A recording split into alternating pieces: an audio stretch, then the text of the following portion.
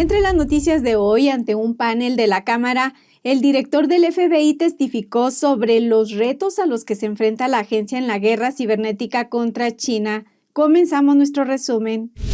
Gray defendió la solicitud de presupuesto para 2024 del presidente Biden en su testimonio ante el Comité de Asignaciones de la Cámara el jueves. Destinaremos esos recursos críticos a garantizar que el FBI siga siendo la principal agencia de investigación cibernética del mundo. El proyecto de ley republicano sobre el límite de la deuda aprobado en la Cámara recortaría la financiación del FBI en un 22%. Gray afirma que el reporte significaría que decenas de amenazas del PSC quedarían sin respuesta. Y puedo asegurarles que el gobierno chino no está retrocediendo. Gray dice que las investigaciones del FBI sobre el PSC y sus agentes aumentaron en más de 1.300%. Afirma que el FBI bloquea alrededor de 15 millones de ciberataques a la infraestructura de Estados Unidos cada semana. Gray argumentó que el recorte del 22% que proponen los republicanos beneficiaría aún más el dominio cibernético del PSC. El director del FBI dice que no es solo el régimen chino el que plantea un desafío en el ciberespacio. Países como Rusia, Irán y Corea del Norte, y cada vez es más difícil discernir dónde acaba la amenaza del Estado-nación y dónde empieza la amenaza cibercriminal. Muchos republicanos expresaron su preocupación por el hecho de que el FBI se haya vuelto más partidista en los últimos años y acusan a la agencia de centrarse en perseguir a los enemigos políticos de los demócratas en lugar de priorizar la protección de los ciudadanos estadounidenses. Trump destacó el respaldo de más de 50 legisladores del estado durante su discurso del jueves en Manchester. Dijo que Estados Unidos es una nación en declive bajo la actual administración. La decisión en esta elección es ahora entre la fuerza y la debilidad, entre el éxito o el fracaso, entre la seguridad o la anarquía, entre la paz o el conflicto y la prosperidad o la catástrofe. Estamos viviendo una catástrofe. El expresidente prometió bajar los impuestos y aplicar políticas que ayuden a reducir la inflación y los precios de la gasolina si es reelegido. Quiere respaldar la construcción de un gasoducto de gas natural a través de Nueva Inglaterra. Otras políticas que mencionó fueron impulsar la aplicación de las leyes de inmigración y la financiación de las fuerzas policiales. Una victoria de Trump será mala para los globalistas, los rhinos, los comunistas, los marxistas, pero será excelente para la gente trabajadora de New Hampshire.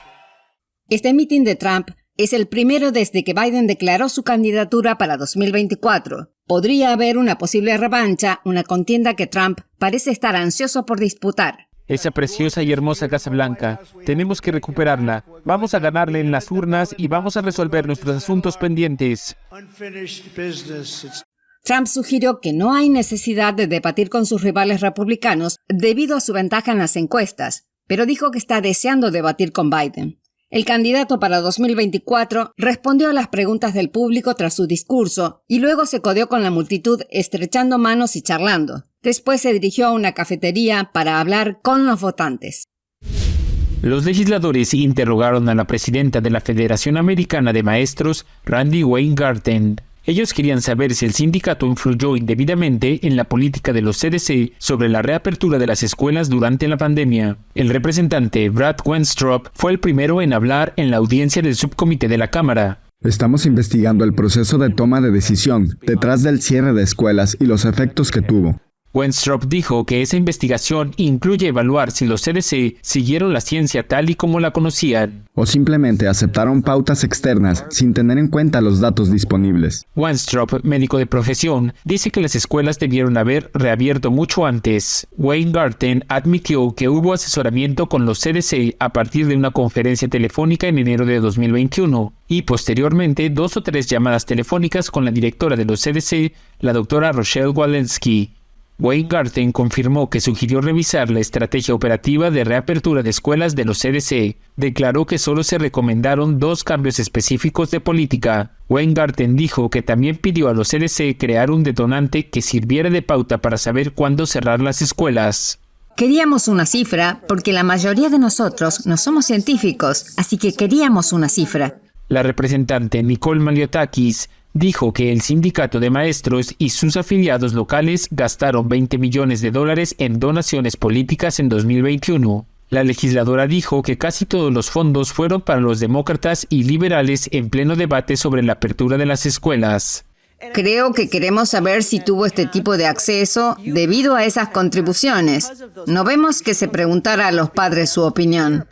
Weingarten abogó un par de veces por su edad en respuesta a las preguntas. Mire, tengo 65 años, ya no me acuerdo de todo. El representante Jamie Raskin preguntó sobre el propósito de la audiencia.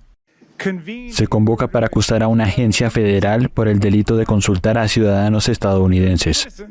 Weingarten insistió que tanto ella como el sindicato de maestros valoraban mucho la educación presencial. Dijo que comprendía los efectos nocivos de un cierre prolongado de las escuelas para los alumnos, pero dijo que se valieron por sí mismos para definir las políticas de seguridad y funcionamiento al no tener orientación de la administración Trump. La representante Marjorie Taylor Greene reprendió a Weingarten por sus acciones. Usted no tenía por qué aconsejar a los CDC sobre cuáles eran las pautas médicas para el cierre de escuelas. Los funcionarios de los CDC no respondieron a una solicitud de comentarios antes de esta emisión.